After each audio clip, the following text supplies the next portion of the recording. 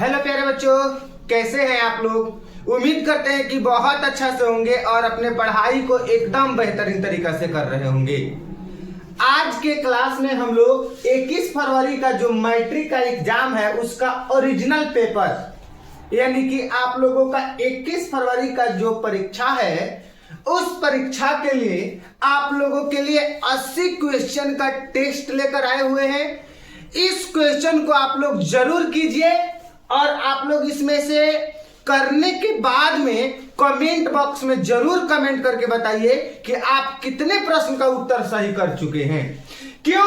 क्योंकि ये एग्जाम के लिए स्पेशल है, आप लोगों के लिए स्पेशल बनाया गया है। आप लोग जब एग्जाम देने के लिए जाएंगे तो उस परीक्षा में इससे काफी ज्यादा प्रश्न लड़ेगा, काफी ज्यादा प्रश्न आप लोगों को परीक्षा में हूबहू टकराने वाला है। तो आप लोग इस क्लास को मिस बिल्कुल ना करें और शुरू से लेकर लास्ट तक इस क्लास को जरूर कर लें। चलिए, सबसे पहला नंबर प्रश्न बता दीजिएगा दोस्त। सबसे पहला नंबर प्रश्न क्या कह रहा है? सबसे पहला नंबर प्रश्न कह रहा है कि सरल सूक्ष्मदर्शी में, क्या कह रहा है? सरल सूक्ष्मदर्शी में किसका उपयोग होता है? बता दीजिए, फटाफट से कमेंट करके बताइए। सरल सूक्ष्मदर्शी में किसका उपयोग होता है? तो बता दीजिएगा बबुआ, उत्तल लेंस का उपयोग होता है। सरल सूक्ष्मदर्शी में किसका उपयोग होता है? तो उत्तल लेंस का उपयोग होता है। ऑप्शन नंबर डी हो जाएगा, आप लोग याद रखेंगे बिल्कुल। नेक्स्ट क्वेश्चन, क्वेश्चन नंबर 2 बता दीजिएगा आप लोग क्या कह रहा है। क्वेश्चन नंबर 2 कह रहा है कि फोकस से ध्रुव की ओर आने पर अवतल दर्पण में आवर्धन का मान। फोकस से ध्रुव तक आने पर अवतल दर्पण में आवर्धन का मान क्या होता है बाबू? तो बढ़ता है, आप लोग याद रखिएगा। क्या होता है? बढ़ता है। ये वही प्रश्न है, ये वही क्वेश्चन है जो आप लोगों के एग्जाम में पूछे जाएंगे। इसलिए आप लोग क्वेश्चन को बिल्कुल ध्यान पूर्वक देखें, एक एक प्रश्न को आप लोग याद कर लें और कमेंट बॉक्स में बताना पड़ेगा आप लोगों को कि आप लोग कितना क्वेश्चन का उत्तर सही किए हैं। ठीक है, चलिए प्रश्न संख्या 3। प्रश्न संख्या 3 है, देखिए बबुआ कितना सुंदर प्रश्न है। अब आप लोग जरा सोच के बताइए, यदि अवतल दर्पण का निचला भाग आधा टूट जाए, एगो दर्पण ले लीजिए अवतल दर्पण, और उसका निचला भाग अगर आधा टूट जाता है तो उसमें प्रतिबिंब कैसा बनेगा? तो उसमें प्रतिबिंब कम तव वाला बनेगा। आप लोग याद रखिएगा, आप लोग घबरा देंगे, इसको याद रखिएगा, कम तव वाला प्रतिबिंब उसमें बनेगा। ठीक है ना? चलिए प्रश्न संख्या 4 बता दीजिए। देखिए क्या कह रहा है प्रश्न संख्या 4, ध्यान पूर्वक से कह रहा है कि अवतल दर्पण में, क्या कह रहा है ध्यान दीजिएगा, अवतल दर्पण में आवर्धित काल्पनिक प्रतिबिंब बनाने के लिए वस्तु को कहां रखा जाता है? माने अवतल दर्पण में आवर्धित और काल्पनिक प्रतिबिंब बनाने के लिए वस्तु को हम लोग कहां पे रखते हैं? तो आप लोग कहिएगा सर जी फोकस और ध्रुव के बीच। कहां पे रखते हैं? फोकस और ध्रुव के बीच रखते हैं, आप लोग याद रखिएगा। ठीक है, चलिए प्रश्न संख्या 5 बता दीजिए ध्यान से। कह रहा है कि अवतल दर्पण के सामने वस्तु को कहां रखा जाए ताकि प्रतिबिंब उल्टा, वास्तविक और समान आकार का बने। यानी कि अवतल दर्पण के सामने हम वस्तु को कहां रखें? अवतल दर्पण के सामने हम वस्तु को कहां रखें, है कि नहीं, कि उसका प्रतिबिंब उल्टा, है कि नहीं, वास्तविक और समान आकार का बने। बता दीजिए कहां पे रखेंगे? तो आप लोग कहिएगा सर जी वक्रता केंद्र पर रखेंगे। कहां पे रखेंगे? वक्रता केंद्र पर रखेंगे, आप लोग याद रखिएगा। ठीक है ना? चलिए नेक्स्ट क्वेश्चन देखिए, कितना आसान प्रश्न है। आप लोग एकदम कितना आसान प्रश्न है, सब आप लोगों को पढ़ाए हैं, एक भी प्रश्न छोड़े नहीं है। आसान प्रश्न है एकदम बिल्कुल। किसी लेंस के द्वारा उत्पन्न आवर्धन का एसआई मात्रक क्या होता है? बता दीजिए तो बाबू। किसी लेंस के द्वारा उत्पन्न आवर्धन का एसआई मात्रक मात्रक विहीन होता है बबुआ, याद रखिएगा। क्या होता है? तो मात्रक विहीन होता है। काफी ज्यादा इंपॉर्टेंट है, मात्रक विहीन होता है, आप लोग याद रखिएगा। ठीक है, चलिए आगे देखिए ध्यान से। कह रहा है कि सघन माध्यम से विरल माध्यम में गमन करने पर आपतन कोण और अपवर्तन कोण में क्या संबंध होता है, क्या संबंध होता है? तो इसका उत्तर हो जाएगा ऑप्शन नंबर सी। आप लोग याद रखिएगा, ऑप्शन नंबर सी आप लोग याद रखिएगा, ठीक है, बिल्कुल।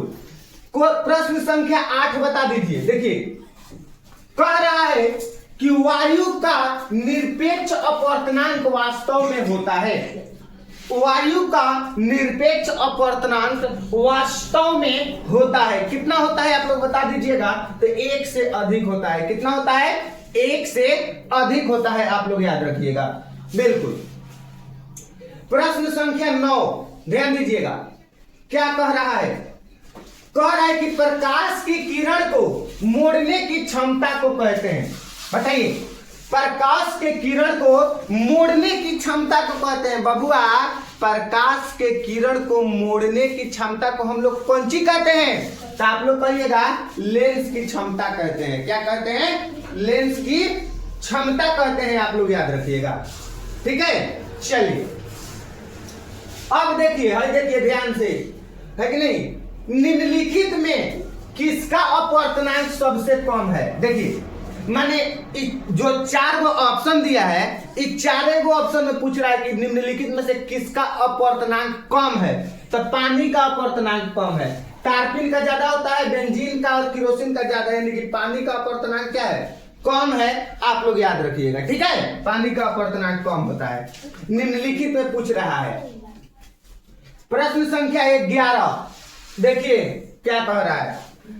कह रहा है कि कुछ बादलों का रंग उजला क्यों होता है। मतलब कुछ बादल होते हैं, उन बादलों का रंग उजला क्यों होता है? तो प्रकीर्णन के कारण उजला होता है। किसके कारण उजला होता है? कुछ बादलों का रंग प्रकीर्णन के कारण उजला होता है, आप लोग याद रखिएगा। कुछ बादलों का रंग किसके कारण उजला होता है? तो प्रकीर्णन के कारण उजला होता है, आप लोग याद रखिएगा, ठीक है। चलिए ध्यान दीजिएगा, प्रश्न संख्या 12 टिंडल प्रभाव प्रदर्शित करता है। मतलब टिंडल प्रभाव प्रदर्शित करता है। बताइए, टिंडल प्रभाव क्या प्रदर्शित करता है? तो प्रकाश के प्रकीर्णन। इसका उत्तर क्या हो जाएगा? प्रकाश के प्रकीर्णन हो जाएगा बबुआ, याद रखिएगा, ठीक है। चलिए हाई देखिए, क्वेश्चन क्या कह रहा है? 13 नंबर कह रहा है कि वायुमंडल में कौन सा वर्ण अधिक प्रकीर्णन करता है। मतलब कि वायुमंडल में कौन ऐसा रंग है जो अधिक प्रकीर्णन करता है? तो आप लोग बता दीजिएगा नीला। नीला रंग वायुमंडल में सबसे अधिक प्रकीर्णन करता है। ध्यान से, ध्यान से, ठीक है। चलिए आगे बताइए, प्रश्न संख्या 14 ओजोन परत किस हानिकारक विकिरण से पृथ्वी को सुरक्षा प्रदान करती है। मतलब कि जो ओजोन परत है वो किस हानिकारक पदार्थ से पृथ्वी को सुरक्षा प्रदान करती है? तो क्या करती है? पराबैंगनी विकिरण। क्या करती है? पराबैंगनी विकिरण, आप लोग याद रखेंगे, ठीक है। चलिए प्रश्न संख्या 15 ध्यान से, कह रहा है प्रकाश संश्लेषण के लिए दृश्य प्रकाश का स्पेक्ट्रम सबसे प्रभावी रंग है। मतलब प्रकाश संश्लेषण के लिए दृश्य प्रकाश का स्पेक्ट्रम का सबसे प्रभावी रंग कौन सा है? बता दीजिए। तो आप लोग कहिएगा सर जी लाल। क्या कहिएगा? लाल कहिएगा, ठीक है, बिल्कुल। चलिए अब बता दीजिए प्रश्न संख्या 16। प्रश्न संख्या कितना? 16 प्रश्न संख्या बताएंगे आप लोग। किलोवाट घंटा मात्रक होता है। किलोवाट घंटा मात्रक होता है। किलोवाट घंटा किसका मात्रक है? तो ऊर्जा का मात्रक है। किलोवाट घंटा किसका मात्रक है? तो ऊर्जा का मात्रक है, आप लोग याद रखिएगा। किलोवाट घंटा किसका मात्रक है?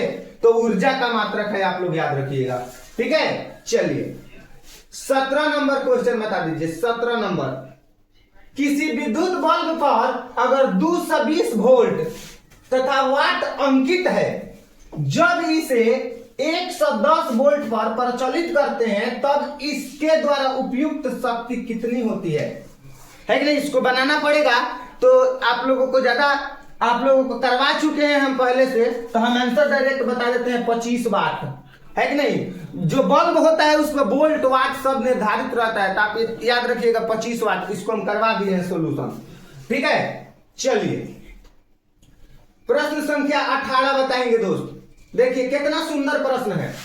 विद्युत बल्ब का फिलामेंट का द्रव्य होता है, माने विद्युत बल्ब लाइन वाला जो उजरका बल्ब होता है ना, उसमें जो तारवा खाली पतारका लगा रहता है उसको फिलामेंट बोलते हैं। तो विद्युत बल्ब का फिलामेंट जो होता है वो टंगस्टन का बना होता है। किसका बना होता है? टंगस्टन का बना होता है, आप लोग याद रखिएगा, ठीक है। चलिए प्रश्न संख्या 19, कितना सुंदर प्रश्न है बबुआ। किसी परिपथ का वह गुण जो विद्युत ऊर्जा को उष्मा में बदल देता है। किसी परिपथ का वह गुण जो विद्युत ऊर्जा को किसी परिपथ का वह गुण जो विद्युत ऊर्जा को उष्मा में बदल देता है, उसको हम लोग क्या कहते हैं? तो प्रतिरोध कहते हैं। क्या कहते हैं? प्रतिरोध कहते हैं, आप लोग याद रखिएगा, ठीक है। चलिए नेक्स्ट क्वेश्चन बताएंगे। प्रश्न संख्या 20, प्रश्न संख्या 20। प्रतिरोधकों के लिए एक संयोजन में से एक प्रतिरोधक हटा देने पर कुल प्रतिरोध बढ़ जाता है, यह संयोजित था। क्या हो जाएगा इसका उत्तर? यानी कि समांतर में संयोजित था। किसमें संयोजित था बाबू? समांतर में संयोजित था, आप लोग याद रखेंगे। प्रश्न संख्या 21 बताइए। कह रहा है कि तरंग दैर्ध्य को सामान्यतः व्यक्त किया जाता है। तरंग दैर्ध्य को सामान्यतः व्यक्त किया जाता है मीटर में। तरंग दैर्ध्य को सामान्यतः किसमें व्यक्त किया जाता है? तो तरंग दैर्ध्य को हम लोग मीटर में व्यक्त करते हैं, आप लोग याद रखेंगे, ठीक है। चलिए नेक्स्ट क्वेश्चन देखिए। प्रश्न संख्या 22।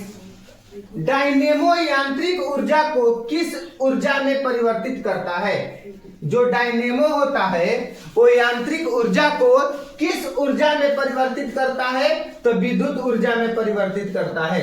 डायनेमो यांत्रिक ऊर्जा को विद्युत ऊर्जा में परिवर्तित करता है, आप लोग याद रखिएगा, ठीक है। चलिए प्रश्न संख्या 23 ध्यान दीजिएगा। किस युक्ति में विभक्त वलय दिक् परिवर्तन का कार्य करता है? किस युक्ति में विभक्त वलय दिक् परिवर्तन का कार्य करता है? तो विद्युत मोटर इसका उत्तर हो जाएगा, आप लोग याद रखिएगा।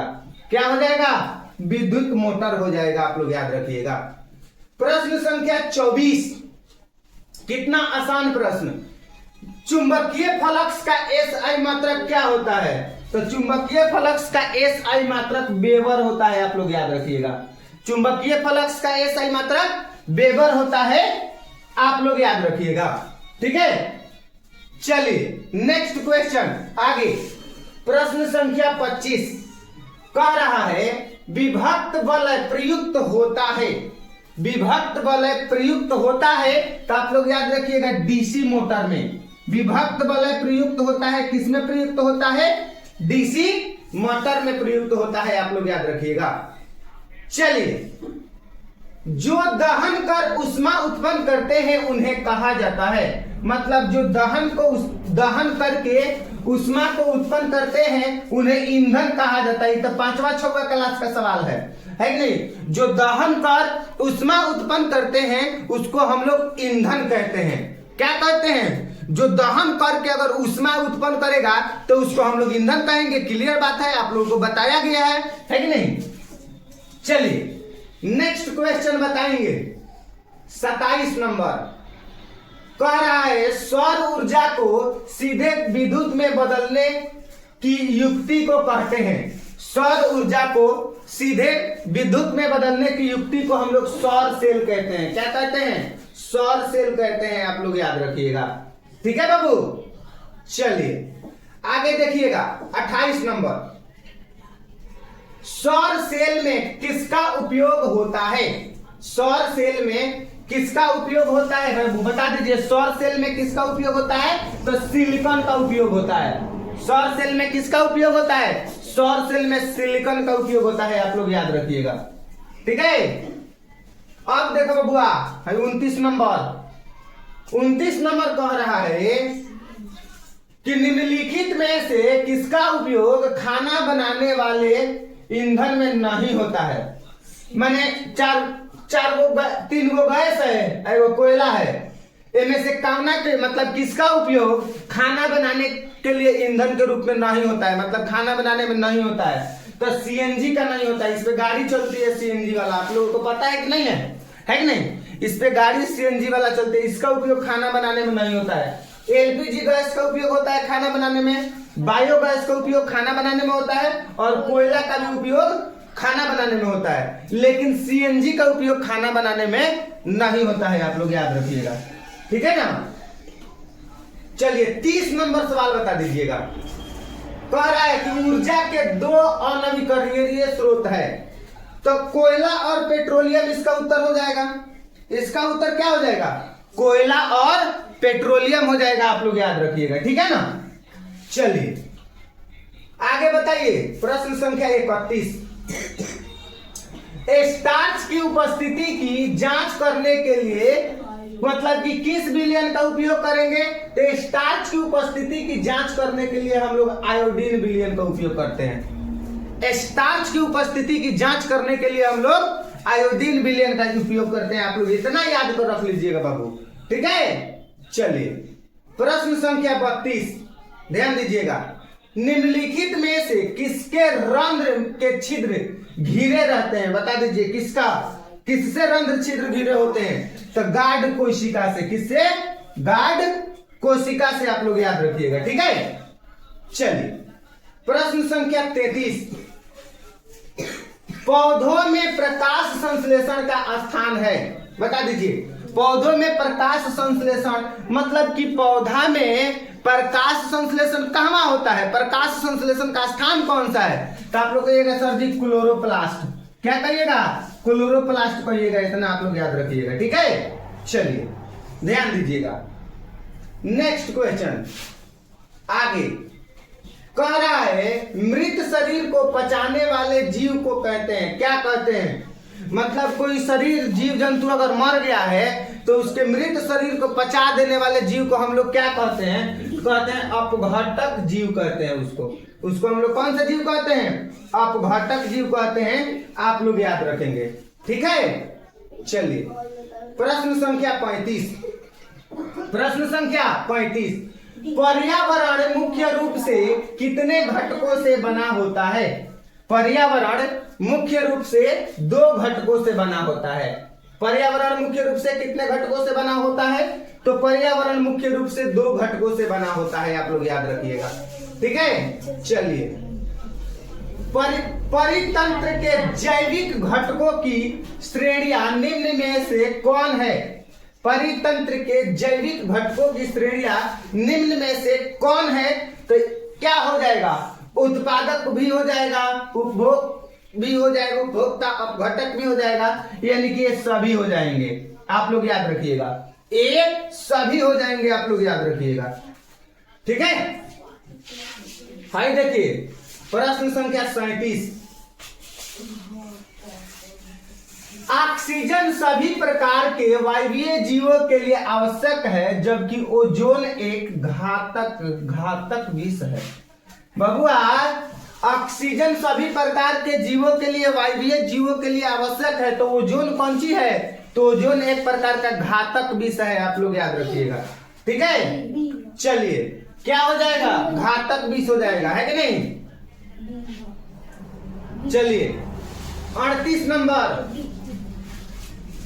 वन पारिस्थितिक तंत्र में हिरण होते हैं। वन पारिस्थितिक तंत्र में हिरण प्राथमिक उपभोक्ता है। वन पारिस्थितिक तंत्र में हिरण क्या है? प्राथमिक उपभोक्ता है। क्या है? प्राथमिक उपभोक्ता है, ठीक है। शांत रहिए लोग, है कि नहीं। चलिए 39 नंबर, ध्यान दीजिएगा। कौन सी गैस ओजोन परत में छेद के लिए उत्तरदायी है? कौन सी गैस ओजोन परत में छेद के लिए उत्तरदायी है? तो क्लोरोफ्लोरोकार्बन हो जाएगा, option number C. Chlorofluorocarbon option number C हो जाएगा, आप लोग याद रखेंगे। भाई देखिए ध्यान से देखिए ध्यान से। निम्नलिखित में किसके कारण अम्ल वर्षा होती है? यानी कि इनमें से किसके कारण अम्ल वर्षा होती है? तो SO2 के कारण अम्ल वर्षा होती है। आप लोग याद रखिएगा, SO2 के कारण क्या होती है? अम्ल वर्षा होती है। आप लोग याद रखेंगे। नेक्स्ट प्रश्न कह रहा है फ्लोएम ऊतकों द्वारा कार्बोहाइड्रेट का परिवहन होता है। किसके रूप में होता है?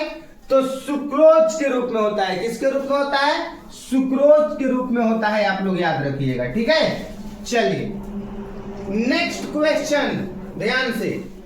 नेक्स्ट क्वेश्चन, मानव में वहन तंत्र के घटक है। मानव में वहन तंत्र के घटक कौन है कि नहीं? वृक्क हो जाएगा, फेफड़ा हो जाएगा, त्वचा हो जाएगा, यानी कि इनमें से सभी हो जाएगा। मानव में वहन तंत्र का घटक इनमें से सभी है। आप लोग याद रखिएगा, ठीक है। चलिए प्रश्न संख्या 43 ध्यान दीजिए। कह रहा है कोशिकांग यानी क्लोरोप्लास्ट बिंदु किस रंग के होते हैं? कोशिकाएं यानी कि क्लोरोप्लास्ट बिंदु किस रंग के होते हैं? तो हरा रंग के होते हैं। आप लोग याद रखिएगा, किस रंग के होते हैं बाबू? हरा रंग के होते हैं। आप लोग याद रखिएगा, ठीक है। चलिए 44 नंबर, ध्यान से। 44 नंबर, तंत्रिका तंतु की उपस्थिति किस प्राथमिक ऊतक द्वारा होता है? तंत्रिका तंतु की उत्पत्ति किस प्राथमिक ऊतक के द्वारा होता है?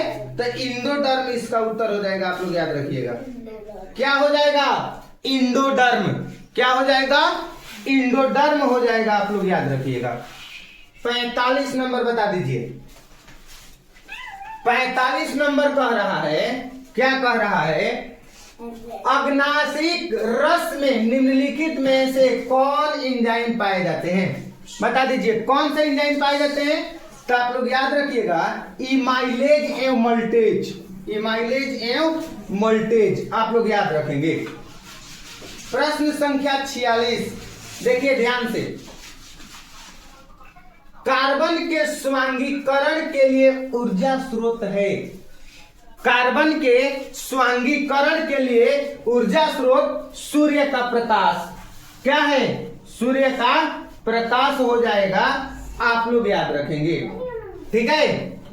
47 नंबर, 47 नंबर आप लोग बताने का प्रयास कीजिएगा बाबू। ग्रहणी भाग है, तो ग्रहणी जो है वो छोटी आंत की भाग है। ग्रहणी किसका भाग है? तो ग्रहणी छोटी आंत का भाग है। आप लोग याद रखेंगे, ठीक है। चलिए नेक्स्ट क्वेश्चन देखिएगा। 48 नंबर क्वेश्चन क्या कह रहा है? 48 नंबर क्वेश्चन कह रहा है बाबू, जीवन की एक महत्वपूर्ण विशेषता है। बता दीजिए, जीवन की एक महत्वपूर्ण विशेषता मतलब हम लोगों का जीवन का एक महत्वपूर्ण विशेषता कौन सी है? तो हम लोगों का जीवन का एक महत्वपूर्ण विशेषता वृद्धि है। वृद्धि क्या है? वृद्धि है। आप लोग याद रखिएगा। 50 नंबर, ध्यान से।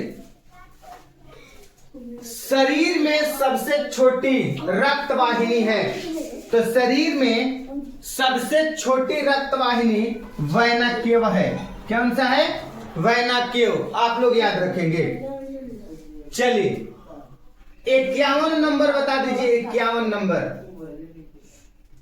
मानव मूत्र में यूरिया का प्रतिशत मात्रा होती है तो 2%। मानव मूत्र में यूरिया का प्रतिशत मात्रा 2% होती है। मानव के मूत्र में यूरिया कितनी प्रतिशत होती है? तो 2% होती है। आप लोग याद रखेंगे, ठीक है। चलिए 52 नंबर, 52 नंबर आप लोग बता दीजिएगा। फ्लोएम ऊतकों द्वारा कार्बोहाइड्रेट का परिवहन होता है तो सुक्रोज के रूप में होता है। फ्लोएम ऊतकों द्वारा कार्बोहाइड्रेट का जो परिवहन होता है वो सुक्रोज के रूप में होता है। आप लोग याद रखेंगे। किसके रूप में होता है? सुक्रोज के रूप में होता है। आप लोग याद रखेंगे। 53 नंबर सवाल, 53 नंबर कह रहा है कि निम्नलिखित में कौन सा वहन, यानी कि निम्नलिखित में कौन सा वहन ऊतक है? बता दीजिए कौन सा वहन ऊतक है? तो एपिडिडार्मिस और क्या हो जाएगा, जाइलम हो जाएगा। नहीं, ये नहीं होगा। कौन सा संवाहक ऊतक है पूछ रहा है, तो फ्लोएम संवाहक ऊतक है और जाइलम भी संवाहक ऊतक है, यानी कि बी और सी हो जाएगा। ऑप्शन नंबर डी हो जाएगा इसका उत्तर। ऑप्शन नंबर क्या हो जाएगा, डी हो जाएगा। आप लोग याद रखिएगा, ठीक है। 54 नंबर में कह रहा है ग्लाइकोलाइसिस होता है। बताइए, ग्लाइकोलाइसिस होता है तो ग्लाइकोलाइसिस कोशिकांग द्रव्य में होता है। किसमें होता है, कोशिकांग द्रव्य में होता है। आप लोग याद रखिएगा, किसमें होता है, कोशिकांग द्रव्य में होता है। चलिए 55 नंबर में कह रहा है कि पौधों में श्वसन क्रिया किसके अंतर्गत एडीपी के रूप में, एटीपी के रूप में टूटने से ऊर्जा मुक्त होती है। बता दीजिए क्या हो जाएगा इसका उत्तर। इसका उत्तर हो जाएगा 3.5 kg पर मोल, है कि नहीं, ठीक है। आप लोग याद रखिएगा, ठीक है। चलिए 56 नंबर, कोशिका झिल्ली किस प्रकार की झिल्ली है। जो कोशिका झिल्ली है, कोशिका झिल्ली किस प्रकार की झिल्ली है, तो कोशिका झिल्ली अर्धपरागम्य झिल्ली है। कोशिका झिल्ली किस प्रकार की झिल्ली है, अर्धपरागम्य झिल्ली है। आप लोग याद रखिएगा, ठीक है।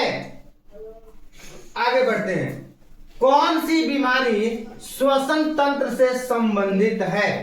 कौन सी बीमारी श्वसन तंत्र से संबंधित है कि नहीं, तो न्यूमोनिया श्वसन तंत्र से संबंधित है। आप लोग याद रखिएगा, न्यूमोनिया जो बीमारी है, न्यूमोनिया बीमारी श्वसन तंत्र से संबंधित है बबुआ, है कि नहीं, आप लोग याद रखेंगे, ठीक है ना। चलिए 58 नंबर, अभिक्रिया जिससे आयनों का आदान प्रदान होता है वे कहलाती है। अभिक्रिया जिससे आयनों का आदान प्रदान होती है वे कहलाती है द्विविस्थापन। क्या कहलाती है, द्विविस्थापन कहलाती है। आप लोग याद रखेंगे, है कि नहीं। 59 नंबर बता दीजिए। 59 नंबर, जब मैग्नीशियम फीता को जलाया जाता है जो उत्पन्न आग की लौ होती है, कैसी होती है, कैसी होती है उत्पन्न आग की लौ, तो चमकीला उजला होती है। आप लोग याद रखिएगा, चमकीला और उजला होती है। आप लोग याद रखेंगे, ठीक है ना बाबू। 60 नंबर बताइएगा, देखिए ध्यान से। इस अभिक्रिया से, यह रासायनिक अभिक्रिया किस प्रकार की है, यह जो रासायनिक अभिक्रिया है किस प्रकार की है, तो द्विविस्थापन अभिक्रिया है। आप लोग याद रखिएगा, ठीक है ना। चलिए नेक्स्ट बताइएगा। 61 नंबर काफी इंपॉर्टेंट, 61 नंबर काफी इंपॉर्टेंट, ध्यान से। खड़िया का रासायनिक सूत्र है, बता दीजिए। काफी ज्यादा इंपॉर्टेंट प्रश्न है, बोर्ड एग्जाम में इस बार पूछेगा, 10वीं क्लास के परीक्षा में इस बार पूछेगा। खड़िया का रासायनिक सूत्र CaCO3 होता है। आप लोग याद रखिएगा, ठीक है, खड़िया का रासायनिक सूत्र, ठीक है ना। चलिए 62 नंबर,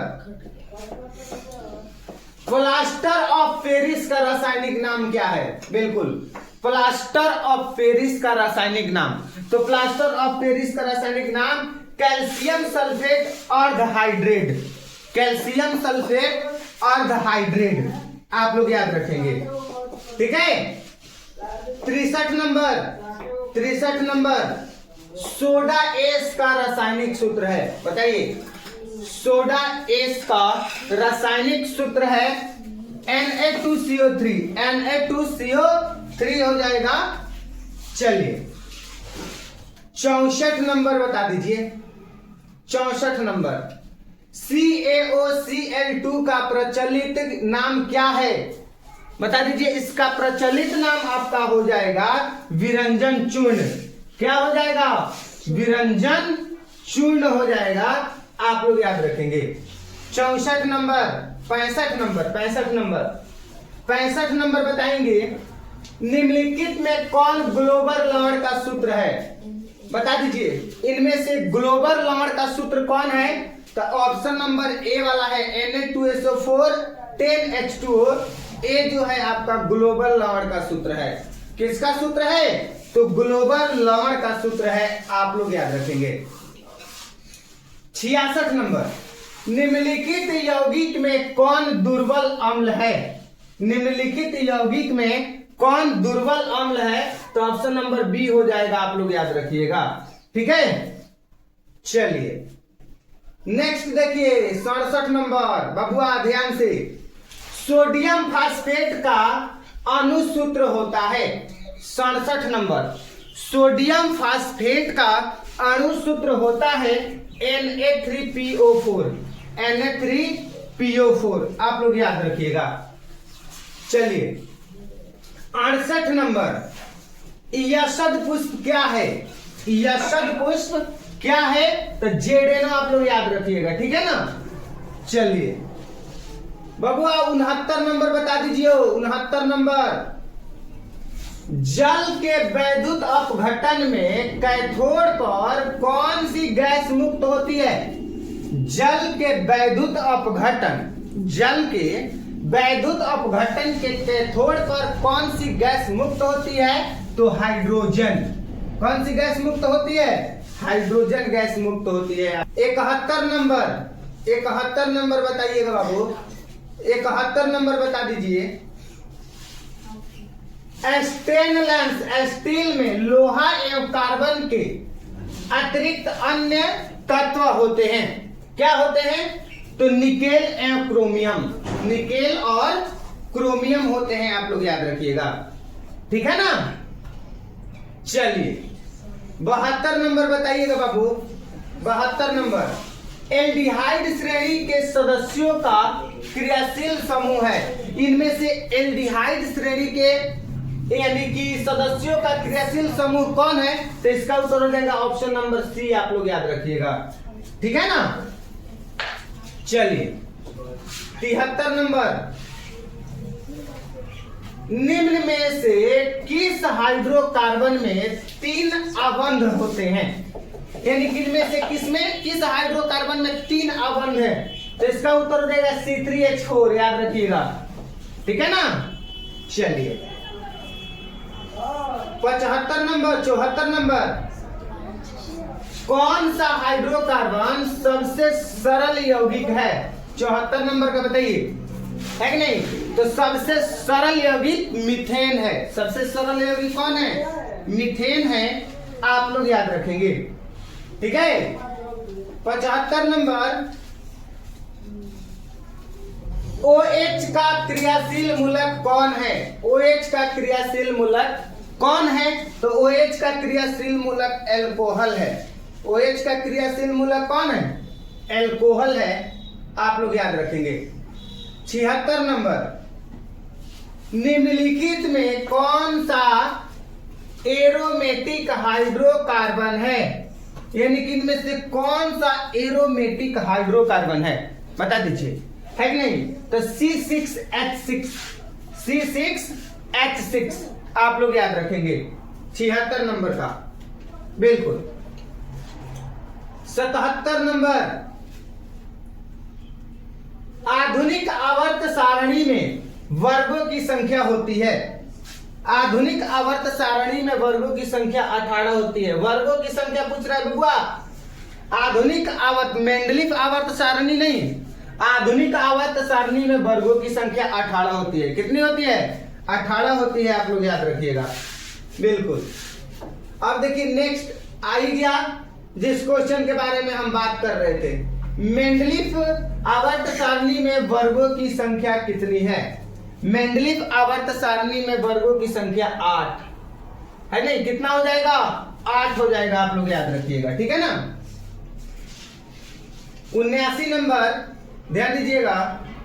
मेंडलीफ ने अपने आवर्त सारणी में तत्वों को सजाया। मेंडलीफ ने अपनी आवर्त सारणी में तत्वों को कैसे सजाया? तो परमाणु द्रव्य के बढ़ते क्रम में, परमाणु द्रव्य के बढ़ते क्रम में सजाया था। परमाणु द्रव्य के बढ़ते क्रम में सजाया था। ठीक है ना। चलिए 80 नंबर, तत्वों के आवर्त वर्गीकरण में अष्टक सिद्धांत दिया गया है। तत्वों के आवर्त वर्गीकरण में अष्टक सिद्धांत दिया गया है, तो किसके द्वारा? न्यूलैंड्स के द्वारा दिया गया है। तत्वों के, है कि नहीं, तत्वों के आवर्ती वर्गीकरण के अष्टक सिद्धांत किसके द्वारा, न्यूलाइट्स के द्वारा दिया गया है। आप लोगों को 80 क्वेश्चन हम अभी कराए हैं, ठीक है। इस 80 क्वेश्चन को आप लोग अच्छा तरीका से कर लीजिएगा, एक एक प्रश्न को बेहतरीन तरीका से कर लीजिएगा। परीक्षा में अब ज्यादा समय नहीं रह गया है। इस प्रश्न को अगर आप लोग यकीनन मानिए, अगर 80 क्वेश्चन को अगर आप लोग बढ़िया तरीका से कर लेते हैं तो इस प्रश्न में से आप लोगों के एग्जाम में क्वेश्चन लड़ेगा ही लड़ेगा, ठीक है। क्यों? क्योंकि किस लेवल से क्वेश्चन बनाना है, क्या क्या चीजें करनी है, सब चीजों को एनालिसिस करने के बाद में इस क्लास को आप लोगों को हम दे रहे हैं। तो आप लोग इस क्लास को पूरा कर लीजिएगा और एक एक प्रश्न को आप लोग याद कर लीजिएगा। इस प्रश्न से आप लोगों के एग्जाम में काफी ज्यादा प्रश्न लड़ेगा। उम्मीद करते हैं कि आप लोगों को क्लास अच्छा से समझ में आया है। मिलते हैं अगले क्लास में, तब तक सभी प्यारे बच्चों को नमस्कार, जय हिंद।